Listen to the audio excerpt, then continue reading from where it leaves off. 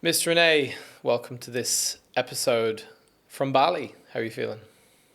Good morning, feeling good with my coconut. Yeah, looking forward to another interesting conversation about a topic that was a very big one for me. Still is sometimes, but definitely a difficult one throughout my life. Yes, we're going to talk about the the dreaded trigger topic. So, particularly, why are there things and what are the things that really piss me off and why?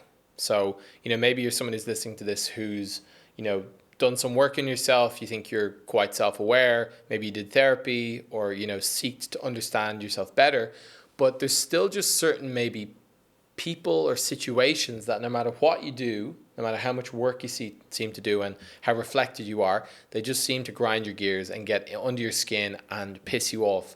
And you don't know what it is or why, but it's bugging you and it's annoying and you want to understand it. So if that sounds like you, then you're in the right place. We're going to break this down today as two people who've seeked for a lot of our lives to understand other people and ourselves and why we're pissed off. And yeah, hopefully we can bring some clarity and some light to this topic. Yeah. Yeah, I always think when we come to the more scientific explanation and approach, I'll let you do that. Mm-hmm. But I'm going to give my personal kind of definition, what it means for me to be triggered. And I think many people can relate. It's number one, if I feel a sensation in my body that doesn't allow me to go on about my day and enjoy it, because this is more present and has taken me over to a degree where I can't really control it and I'm not feeling well in my body. And with simple thoughts, I don't seem to be able to change it. It's one thing. And then the other thing is, if I'm really triggered and that leads to me behaving in a way or saying things that I may regret later and that I will be ashamed of, meaning losing actually control of my behavior of the person I would actually like to be. And I think that those are two things that are really, clear signs that we can identify something as a trigger. Yeah, I absolutely love that. Like, that's a very well, anecdotally put description of like how one can recognize that they are triggered or they have a trigger in their system. If I wanted to go the more scientific route to balance things out, depending if you're left brain or right brain at home, it's basically a trigger is a sensory reminder of a past event that's basically bringing up or recalling something, I would say, for completion. Okay, so it's a stimulus outside of us that may or may not have any correlation to a negative emotion or danger, but sends us involuntarily and automatically into a response in the body. So that could be, for instance, I walk past a person on the street and I smell a woman's perfume that walks by, and there's nothing actually dangerous in that moment or wrong with that situation. The woman has a nice perfume, but the smell of that perfume reminds me of my babysitter when I was 10 years old who used to beat me up, for instance. So now all of a sudden, without realizing, I might not even have noticed I smelt that, but my body has actually gone into a full fight or flight response where I'm panicked, I'm stressed, I don't know what's happening.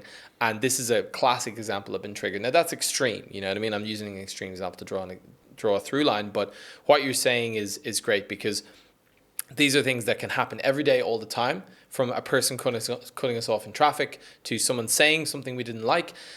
And the thing with triggers that's tricky is that logically we may know that the person didn't mean harm.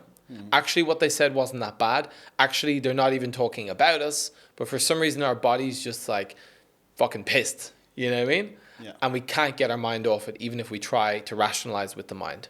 Yeah. So these are some of the challenges that come up when we're, inverted commas, triggered. And what we want to do today is to understand what's really happening under the surface. Like, how do triggers work? Why do they happen? And some real tangible ways to not just manage them and like force them down, but to actually complete them. So you don't have to worry about this. Because I think I can speak for myself, but maybe you as well. You have your opinion of like life experience now compared to a few years ago being so much more easeful and less examples of triggers. Like either them not being there or they're being so rare and so little that when they come up, it's just not even a big deal. It's like just like they're very manageable and it's kind of like, okay, cool. And then we move on. Yeah. And even being aware of it, okay, oh, this reaction that I'm having right now, this is actually not real. This is because of me having had this experience as a child, and then I can almost laugh a little bit about myself. Yeah. I'm like, okay, we're going into territory now where I just have to take a breath, because maybe my reaction isn't appropriate. And just having this awareness, it almost becomes like, yeah, as you say, it becomes much easier. And for me, I found ways to be more lighthearted and compassionate towards myself when it happens. And at the same time, it doesn't happen as often anymore as it used to. Yeah, for sure. And you know this saying, oh, he acts like a child. It's a saying, and I used to think, oh, this person is just somebody who is like a child and stupid or whatever. Yeah. But actually, this is really what happened. Something got triggered in this person that goes back to childhood, and then, boom. Yeah. You have this nice explanation with the rational adult and the adaptive child. Yeah, maybe you wanna. Yeah, sure. Yeah. So I think a great way of thinking about this is imagine yourself as a younger version of you. It could be a teenager or a child. And depending on the age, we're going to have a different reaction. Like if it's a 1-year-old child, there's not much logic. They're just going to kind of scream and cry if their needs aren't met. If it's slightly older, they might be angry. They might be shouting things. They might be, storming off or crossing their arms or just angry. So what we can kind of hypothesize here is this younger version of you, if there's a time in the past when a certain need of theirs wasn't met, or when they were put in some kind of danger, or there was a challenge or some pain that came up, or basically just a situation that was overwhelming at the time, that was too much for that young child to handle, what'll happen is it'll kind of get registered by the system as like, this is overwhelming, this isn't safe, and never do this again. Okay, so there can be energy created in the body, there can be a feeling of being trapped or overwhelmed or sad or whatever it is, and the body kind of registers this on a very deep level, on a developmental level in the brain of like, danger, do not go here. This is bad, this is not safe, okay? And it bookmarks it for later. So anything that resembles that situation that caused that pain is now labeled a danger, okay? And if we've never been given the space and the safety to process those things that happen maybe earlier on in our life, what can happen is they get stored and held in the system, and then later on, maybe something happens that reminds us of it, and it reactivates that old pain or that old emotion or old challenge. So a good example could be, for instance, I'm growing up and my mom is angry at me often, and she gives out to me and she says, "You're a bad boy. That's it. I'm going to leave. I'm going to go out the door." And she, leaves me. And that 5-year-old version of me is like, "Oh no, my mom doesn't love me. She left me. Maybe I'm going to die. Okay, I'm going to be alone." Because for a child to be abandoned by their mother is basically would mean death, through their eyes. Now, 30 years later, I could be sitting on my psychotherapist's couch and saying, "Yeah, I had a great childhood. Yeah, my mom wasn't perfect, but she meant well. She did the best she could." All of this nice, empathetic speech. Meanwhile, later that day, I'm at home and my girlfriend says, "That's it. I need some space. I need to leave." And suddenly I'm acting like that 5-year-old, because in my system, the pain of being abandoned or potentially abandoned by my mother is still active, still there. I've never processed it. And now my system recognizes my girlfriend, this love relationship leaving, even if it's for 5 minutes, as you're going to die. So that's why my body reacts like a child. And in that moment, I'm literally reacting because I don't have control of my body. And that's a classic, I would say, example of a trigger, and this example of the adaptive child, the rational adult. So the adaptive child is basically the child part of us that's doing all these backwards or weird behaviors so that it never has to face that pain. So maybe an adaptive child could be a behavior like being really nice and pleasing now to my girlfriend so she never leaves me, or to everyone in my life. It could be that I shame or punish my partner for, in a very kind of childish way, like, "Oh, my ball, my rules. You're in my house, so then you have to do what I say or else," And these are adaptive child strategies to avoid feeling that pain again, okay? Now, the other side of this is the rational adult that comes in, which is the thinking, critical, very, PhD scholar mind that we might have that understands everything and understands, "Oh, but that was okay, and she didn't mean that," and that rationalizes away the truth of the feeling of the trigger that we're having and experiencing. And within that, just to take this a level deeper, we got these things called protectors that come online when we have a trigger come up. So we can talk about some examples of protectors that can happen when there's a situation, feeling this charge in the body that throws you off in your day. You can't get your head off it, even though it logically doesn't make sense. Yeah. So what have been some protectors that you've experienced that have come online? Yeah, in the past I was really triggered a lot. I used to get offended very easily by my friends. So I know for me it stems from just I have very low self-worth, and anything that could remotely being interpreted as some kind of rejection, I would take it as rejection. And for example, feedback or criticism. When I started my first company, I remember we created a website and I sent it to a couple of my friends for feedback. But what I really was asking for was pats on the shoulders. Validation, yeah. Validation. When there was somebody that would just come with an idea, like not even saying this is bad, but maybe you could do this, I would send this super long text explaining why we do it this way. So basically just any feedback, it didn't even have to be criticism. Anything that wasn't exactly with how I wanted it, I would go extremely defensive, over-explaining, and like that, trying to protect myself from being seen as not perfect, or that this unlovable me is revealed. That yeah. So just extreme defensiveness. Yeah, for sure. Another way that we can, so that like what I hear is that protector, and we think of this as like a protective part that comes online. That's a behavior that we use to avoid the pain that's brought up by the trigger. Trigger is person sends feedback. That signal, which is actually not unsafe, but the system determines because of past events as unsafe, as, oh my God, maybe I'm not worthy, not lovable, whatever. Oh, I need to fix this and then everything will be okay. So it's forced into action, which creates a lot of stress on the system as well, to have to fix this. And this is something that, with clients that come to us with these things, they might not recognize that they're actually pleasing people or trying to be perfect and fit this box they've created for others.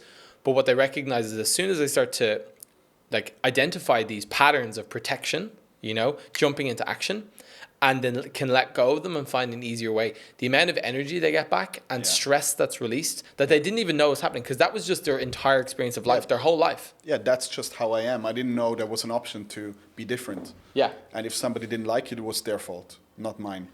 And I can only imagine if I would have continued on that path, not only would my relationships suffer extremely under my behavior.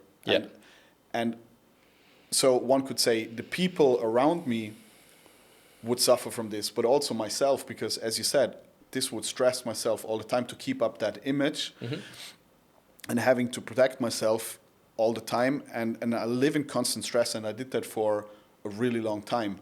And I like to say that to some people from my old life, say, oh, why do you have to continue to work on yourself? Like, what's the point? I'm like, well, the point is I live much more stress-free. I can create way better relationships.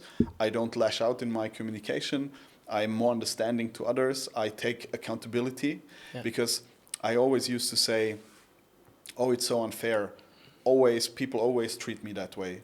And now I clearly can see, well, I created that. That was my behavior. So the easiest way is always to actually, or we think the easiest way is to blame others, but actually, in reality, the easiest is asking myself, what could I have done differently? Change that, and miraculously, my relationships got way better. And those people who still treated me like shit, I was then clear, okay, that's actually them, and I don't want them in my life. Yeah. So, yeah. Yeah, there's like one kind of bomb drop I want to bring in here is often the things that piss us off most in other people is just highlighting something we haven't looked at in ourselves yet. So there's a few different ways that could show up. Seeing someone who seems to be very confident, that we could label as arrogant or selfish or narcissistic, but actually what it's highlighting is something deep in us that we were never allowed to feel that. We were never allowed to feel confident, and we were put down for being ourselves. So therefore I shame myself and I push myself down. Therefore, seeing someone else who behaves in a way that is, more confident or, out there, we label as that in order to stay in congruence, because we love to be right. You know what I mean? Just like you're saying, oh yeah, people don't respect me, whatever the story is. Yeah. We will find evidence in our environment to prove that story right because we love to be right. Yeah. You know, even at a detriment to ourselves, even if it's actually making us unhappy on some level. And also, you've been on this journey a bit longer than me, and you were also kind of the person getting me in there. And I remember my resistance to initially around this whole idea that everything starts in childhood, and because I said, oh, I had a great childhood, but of course there's many steps along the way where I started to realize, okay, this is actually connected to my early years. But what was amazing to me was this, and I don't want to give away too much, but this one exercise we're doing at the retreat, that really clearly shows the connection between what we received or didn't receive from our caregivers and how that shows up in our life now, in our romantic relationships, in our friendships, what pisses us off the most. I actually, when I did this exercise for the first time and the results kind of came along, I was actually laughing out loud because it was so ridiculously accurate. I'm like, holy shit, it makes so much sense. And then just with this experience, of course, my mind opened and there was more focus on that. And now it becomes easier and easier also to see that in others and help clients also raise more awareness about themselves and who they are and why. Yeah. And that's actually really liberating because all these triggers that have been very frustrating maybe and for all our lives, to suddenly understand where they're coming from and then maybe, oh, okay, I can actually do something about it. Yeah. And I can improve it. That feels really good. Yeah, it's a little bit nature nurture. Like I had a conversation with my sister actually recently, who's maybe less involved in the personal development world and kind of sees some of it with skepticism. And one thing she said made me think. She goes, yeah, well, we can't change anything. So because, we inherit who we are from our parents in our DNA. And that was one way of looking at it, which, kind of goes against a lot of what I do and believe in, which is that, we're born a blank slate. Just like we could have learned fucking Chinese or Swahili if we were born in those areas of the world, but we learn, English or German or French or whatever it is based on the environment we're brought up in. And we're completely malleable, neuroplastic, like a blank, piece of clay, Now we put that clay on the pottery wheel and we can shape or mold it into whatever we like. And that's what happens with our environment. We're shaped and molded into the person we are based on the seen and unseen conditions of our environment, of our parents, of their beliefs around what love and connection and family and respect and money and all these deeper topics. Without realizing, the first years of our life, we're just being conditioned and molded into a human from this blank clay. And then we go out in the world and think, oh, that's who I am. And it's a recognition that actually we're much more than that. There's something much deeper. And a lot of those things are just ways that we've learned to have our needs met in the environment we grew up in and survived in, For instance, someone could go to college and study 4 years of Freudian psychology and only do Freud and think this is psychology. That's what it is. And then they could go out and they could pick up some books and read. There's some different perspectives on what psychology could be. Carl Jung and, who have very different opposing views, okay? And it's only when we go out and we start to really open our minds to what else is out there that we recognize that the school of thought, or psychology in this case, that we've come from can be great and can be have a lot of benefits, but also has limitations. And it's only in expanding our worldview and opening to the idea that, let's say, the life experience you've lived is inherently limited because you've only lived that life and there's so much more available out there. And this is what we start to do when we start to work with people, is open them to these other views and perspectives of life that they initially just took as a given because that's what life is, because it's all they've known. Yeah. Just had a thought. I hope I can communicate it properly. So I have a friend and we often talked about, okay, now we have read all of these books and listened to these podcasts, and I understand now more about myself, and now I won't be triggered anymore. And then that went really well for 6 months when he was going back to his home environment that was really safe and where he wasn't surrounded by his triggers, which led him to believe that because he read the books and listened to the podcasts and no trigger came up, that it's now... That was basically I'm now healed. Yes. Yeah. So we're coming back. We recorded another podcast around feeling alive and how we protect ourselves from feeling emotions in order to feel safe.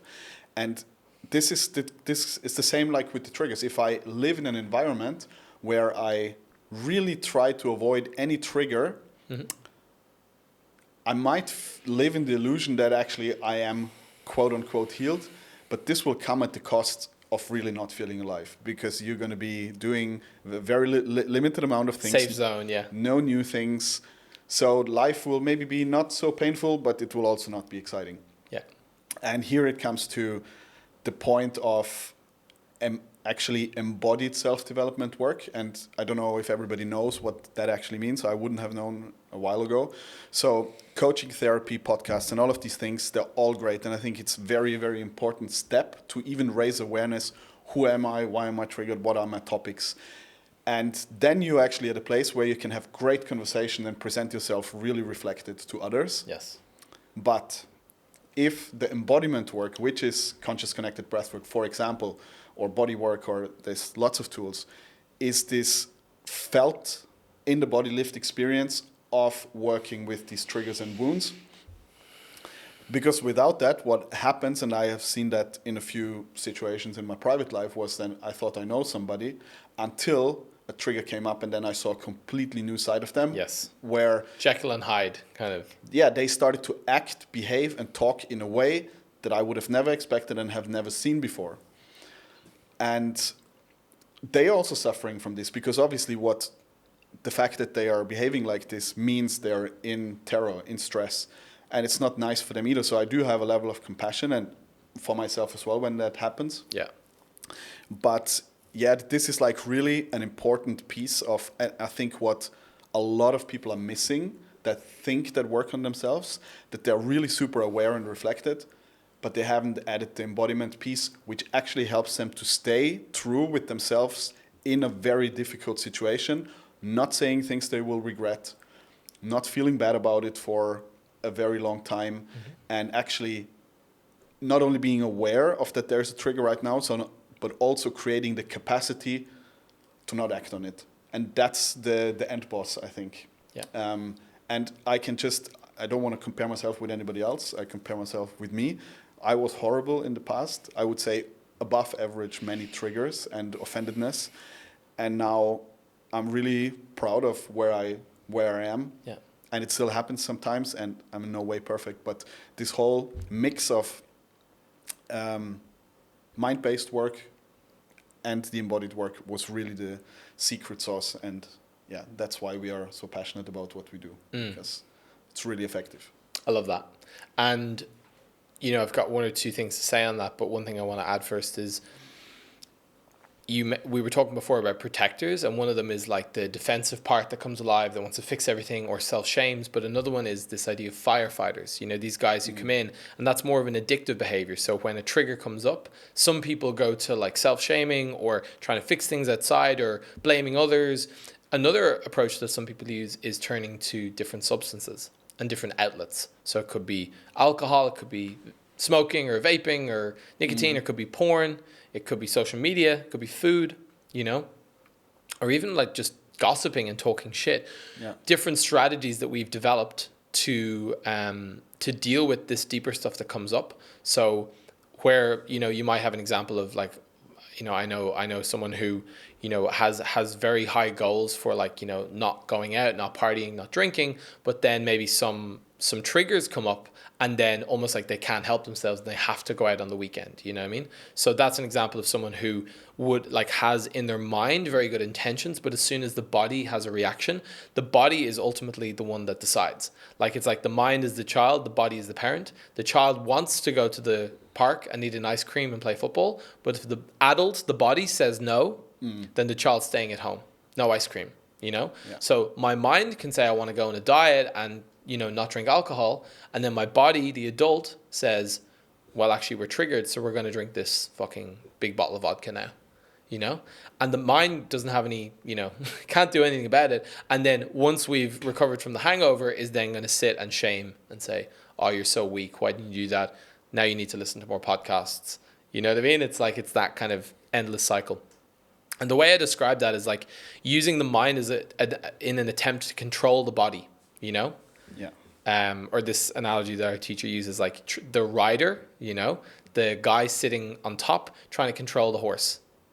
He can do things to, control and maybe direct the horse in different ways. But if the horse has had enough of him, he's getting kicked off. And he can't do anything about it, Yeah. So another way of looking at this could be, regarding this topic, if I've got a lot of, let's say, a lot of rubbish and a lot of litter and clutter in my room, okay, one approach would be to do a deep clean of my room and throw everything out that I don't need. Another would be to sweep it all into the closet and lock the door. Now, you could look at the room and say it's clean, okay, but one is truly clean and one is just hiding a lot of stuff. I'm laughing because that was literally what I did as a kid. I would just throw everything and I knew I have to do it. My mom's going to find out. But I would still, and that translated to life as well. Yeah, well. That was not planned. Yeah, there you go.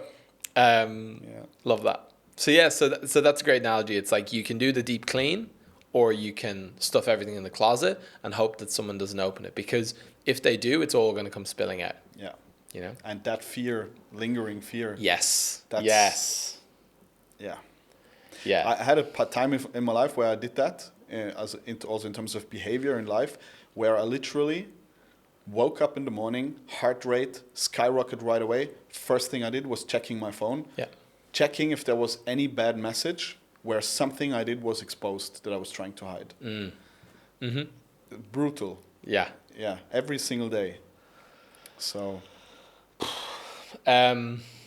So regarding triggers, then what we want to just do is kind of start to wrap this up. Is like how do we understand what's happening on a deeper level? And I want to give a little bit of a framework of how people can think about this. If they notice in a situation, let's say they've got a business partner or their romantic partner or friend or something, and a topic comes up and they feel triggered, this is a lens that they can use to look at it. I call it the trigger pie. So we can get very lost in the kind of thoughts of he did, she did, but imagine like a pie, okay? Or like it could even be like a pie chart. And what you want to think is, in this situation, okay, I noticed this person did this thing to me, and now I'm noticing a reaction, okay? What we want to do is we want to discern or divide the pie into maybe two sections. One section is how much of this pie from this trigger is coming specifically from this exact moment, because this person said and did this exact thing. And then how much of the pie is coming from actually a deeper or something within me, an emotion that's actually kind of related to this, but isn't actually caused by this person. So let's say someone says, like your hair looks a bit strange today. How much of that comes from that comment that they made, and how much of it comes from when I used to get bullied because I had bad hair in school? You know what I mean? So it's really important to use these triggers as a way to really go deep and say, okay, logically, does it make sense that I'm so angry at this person for this comment? And if you know that logically it doesn't make sense, then there's some deeper stuff to look at there. You know? Yeah, I love that. Yeah. I think what was a really powerful experience for me, and because of that experience I continued down this path, is again from somebody who was not at all able to contain his triggers. When in my previous relationship I had a conflict conversation, and she was coming at me with a lot of accusations, and I could very strongly sense a physical reaction. And my go-to would have been to interrupt and to get defensive and to explain. Some of the things she said, she had a fair point. I was like, okay, I did that. And some of the things I was completely unfair, and I wanted to shoot back. Yeah. But this was the first time in my life where I realized, okay, I am triggered now. She is as well. If I interrupt her now, this is going nowhere. It's going to escalate. So even though all in me wanted to protect, I let her speak, even ask follow-up questions. It's not what I wanted, but what I did. And meeting her with curiosity, even though if I wanted to protect. And that gave her the chance to say everything she wanted to say, let it all out, and then listen to me in the end. And after 5 minutes, we came to a constructive conclusion and gave each other hugs again, with a situation that could have completely escalated with both people saying things that we can never take back. Yeah. And I was like, wow, okay, this was a very powerful lived experience for me. And then noticing this also happens in business, in friendships, and in general, if you want to be a great leader, this ability to stay with yourself and meet somebody with curiosity when all you want to do is protect your image, that's something not many people do, and that will make you a very safe person to be around and somebody people like and respect as well. For sure. And this kind of brings us to our second point. The first one is like this trigger pie. So being able to stand back and reflect of like how much of this is mine and how much of this is like a deeper thing, or how much is from this situation, how much is deeper. The second thing then is this ability to really stop and hold oneself. And what that takes really is capacity.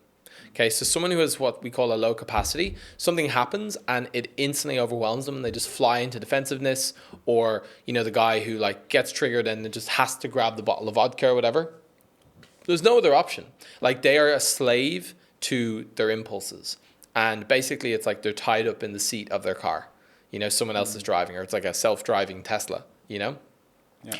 They're not in control, you know? And that's a really challenging place to be in for oneself. And it's also very challenging to be in relationship or in connection with someone like that, because everything I've had it in the past where I've recognized someone's inability to hold himself in a trigger. And it meant that I had to be double online to try and hold everything to keep it together. And it really just was very difficult and challenging and not really sustainable long term. So a big part of this work then becomes building the capacity to be able to hold ourselves in a trigger, so that when it comes up, like you did in that situation, previously in the past, you might have just shot back and reacted and interrupted, but there's space to sit back, and yeah, it doesn't feel good, but I don't need to fix it in this moment, with the awareness to know that you can then fix it later. Yeah. It's a big power play. It's like this, you know, this ninja monk sitting in the corner. You know, he's not reacting and shooting off the hip. He's sitting, waiting, relaxing, and then choosing his moment to move. Yeah. You know, and you know, we've talked about this before. It's like it is a real power play. You know, if let's say someone comes at you like an employee or a partner or something, and they're firing things and making statements and accusations, some of which could be true or not, being able to just sit, ask questions, gather data, and really hear the person out makes you much better informed to respond really appropriately, you know, instead of just reacting in a way that's just from a past trigger, basically. Yeah. You know, what I've found with this, of course, an amazing way to build that capacity is with breath, with the connected breath work that we do, because what that's doing is it's training our ability to be in these uncomfortable situations, okay, and to breathe through it and hold ourselves, and to know that we're going to come out the other side and feel okay, while letting go of these deeper triggers that previously would have made us react in these very uncontrollable ways. I want to double down on the word capacity, because yes, the one side of the coin here is to even be aware about our triggers and having worked on oneself to have the ability to stay calm in such a situation, that, like everything we talked about now. But then the flip side is, the other side is capacity, because we all have like a limited amount of it every day. Yeah. And as you said, with breathwork, really we can increase this capacity. How much energy can I spend every day? And because the people who come to us, they have a business they like, a relationship, and maybe they're like, I don't want to stop any of this, but I also feel so overwhelmed. So what you can do then, if you don't want to change much, is to increase actually your capacity, and that's possible. And because this situation that I just talked about, yes, I was at the place in my life where I was able to hold that, but would that have happened on a day where my capacity would already have been full? Let's say 3 people already came at me, I feel like I have 10 tasks, I don't have time to complete, and then that happens, even when my awareness now, I would probably have snapped. Still, that is why it's so important to also protect and increase our capacity. And that's like the one hand is stuff like breathwork, to increase it, work on it, and then on the other flip side of it, regulate ourselves and incorporate things in our life that allow us to calm down, to create space. Yeah. Totally. There's a book recommendation I want to give, which is the book Never Split the Difference by Chris Voss, or I have it here in German, Kompromisslos verhandeln. Has the pronunciation. I know a lot of our listeners are German, so you know this. basically this guy was like the FBI lead negotiator, and his strategy for dealing with like crazy people who wanted to take a load of hostages and kill them, he can't say, yeah, you keep 5 and, you know, kill them and then we'll take 5 hostages. It's like he needs to get all the hostages out. And his strategy was to sit and ask questions and allow these people who seemed irrational and crazy to speak and gather more data and listen and then repeat back what they'd said and said, did I get that right? They say, no, there's more. Oh, okay, tell me more. And they keep talking. And as soon as he would say, he'd repeat it back and they would say, yes, that's what I said. Then they feel heard and seen, and their entire guard goes down. Yeah. So then there's room for them to listen, because they already know that they don't need to protect themselves or shoot back or interrupt or fight or defend or shut down. They can just sit back and actually know that they've been heard and received, and that everything that's been shared back to them is coming from a place of awareness of that. Yeah. You know? Instead of like, I start to make my point and they go, no, but I didn't say that, you know? And then no one can, it's 2 people just shouting over each other. So I think this is a real power play, but, you know, that takes capacity.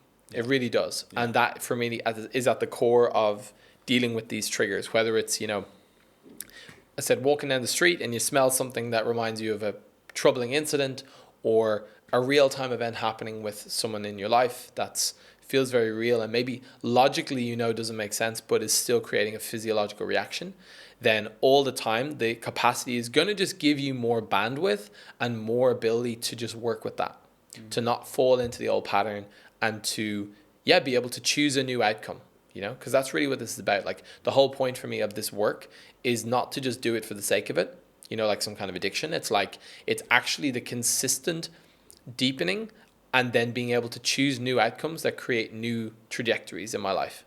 Yeah. You know, and just to sum it up, like, I think, you know, I mentioned this conversation I had with my sister recently, and, you know, she was quite skeptical of the personal development space, and that, which was really good for me, actually. Previously, I would have been very triggered by that, you know, ironically, you know, because I would have felt the need to defend because this is so important to me.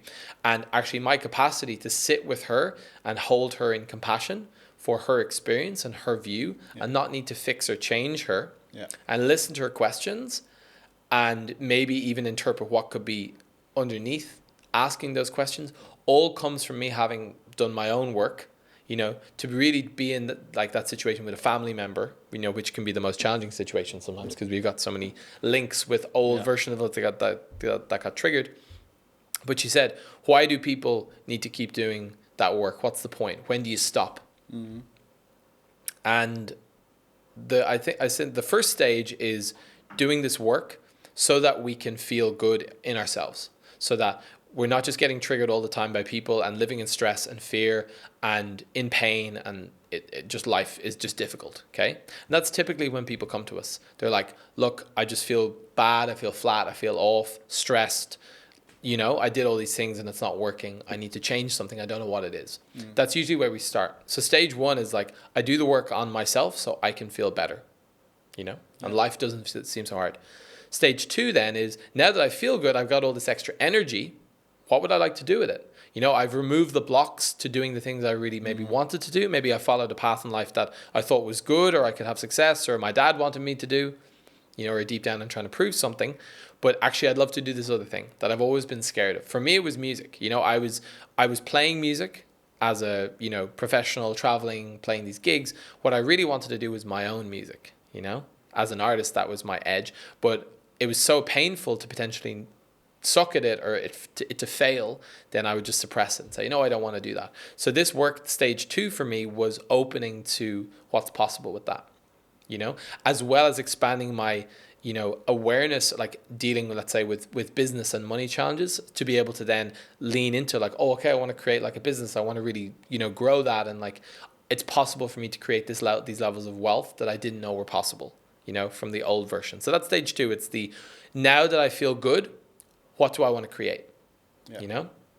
And then finally, the stage 3 is, you know, I've done a lot of work on myself. I feel good. I'm doing a lot of great things in the world. That's great. It's fulfilling. How can I now show up to be a pillar for those around me, for my family, for my partner, for my friends, for my community, for my clients? How can I then live and be the embodied example of that which I want to create in the world? For me, that's the kind of the final piece, where we start to ripple and echo these out, and we start to therefore influence and positively impact and change other people's lives as a result of the work we've done on ourselves. Wow. I like that. I heard that for the first time, this particular explanation. Really? Yeah. Cool. That's keep it in the books. We talk about everything, so I can't believe I never told you that. Yeah. But well, there you go. So, just to summarize this conversation around the topic of triggers, for me, that's why it's important to do this work, because to move from that place of like just being stressed and annoyed and like all these like behaviors that we're doing to try and not feel this pain, which we're avoiding, instead of just biting the bullet and going and doing it, and then feeling better, and then what emerges out of that, the growth, fulfillment, and then also being this pillar for others in our life. It's such a net positive to go down that road. Yeah, it will be uncomfortable, it will be rocky, it will not always be nice, but the payback, the ROI is so big. And I think I said that before, it almost like, besides all of that, it almost became between us like a hobby as well. Like hey, I have this new insight, and it's like something exciting to talk about. Yeah. And if something feels good, how can it be wrong? So I think it's, I'm super glad I went down that path, and just now being in Bali in particular, experiencing so many new parts again, and that's also exciting, because as the older we get, it's always going to be more and more difficult to find new things to do in life, new things that excite us. And I think on this path, while seeking who am I and where do I want to go, new things will always appear which will make life more exciting. And reducing the suffering. Totally. Everything you're looking for in life lies on the other side of removing those naughty triggers that are keeping you pinned down. So if you want to explore more of this, trigger work and exploring these things, we of course gave you the trigger pie. New idea, trigger removal retreat 2026. Trigger extraction. Yeah. Dentist style.